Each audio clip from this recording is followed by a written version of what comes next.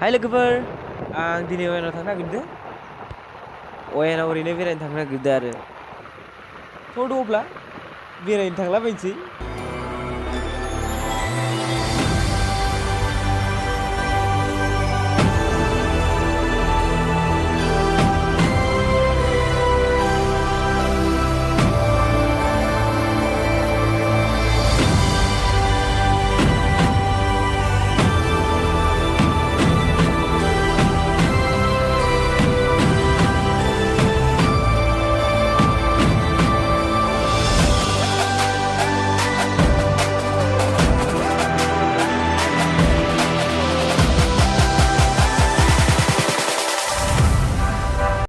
नै फैयै रुक्सिन गेट मोनबाय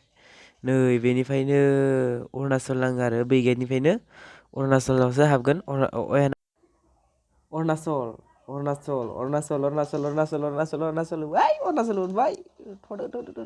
अरुणाचल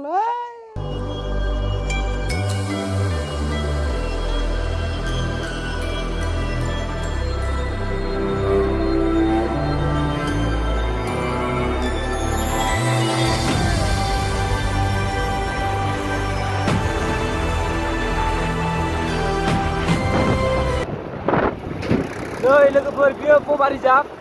बेहायनो पार्टि जानो फैयो आरो बेखै पबारिजाबनि दैमा दङ आरो बेखै साइडखि दङ ओमफ्राय बे बिराद हाग्राबारि आरो लोगोफोर बेखै सिङाव हाबबा बेहाय मैदेरबो ओंखारो लोगोफोर मैदेर ओंखारो जिब जुन्थु बिराद ओंखारो आरो बिराद गिदिर दं आरो बेखायनो नै हाजारजोबथारो बेखै दैमायानो जोबथा जागोन दा सिगां दैमाया जोबथा होनदों बेखै बिराद गिदिर लोगोफोर मालाबा लोगोफोर नोंसोरबो नायनो फैयो आरो पबारिजाबखै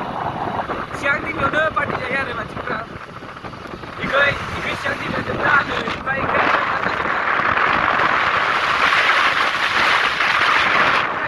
नायलाय लोगोफोर बेसे गिदिर जै गिदिर ना माबायदि नुदों लोगोफोर कमेन्टआव खोन्थाबानो जाबाय जुदि मोजां नुदोंबा दसे पबारिजाबाव फैनानै थादो आरो बिदिनो बेरायफैदो माबायदि नुदों लोगोफोर कमेन्टआव खोन्थाबानो जाबाय मोजां नुदोंबा मा होनबावनो आरो लोगोफोर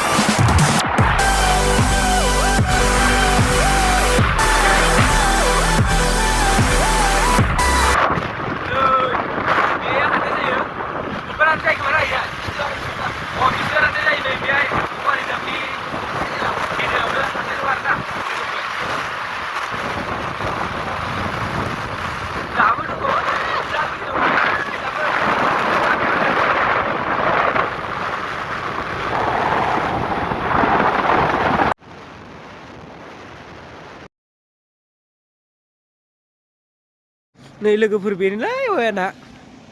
दिनैनि भिडिअ एसेनोसै जुदि मोजां नुदोंबा लाइक खालाम शेयार खालाम आरो आंनि गोदान भिडिअफोरखौ नायनो थाखाय साबस्क्राइब खालामदो आरो एसेनोसै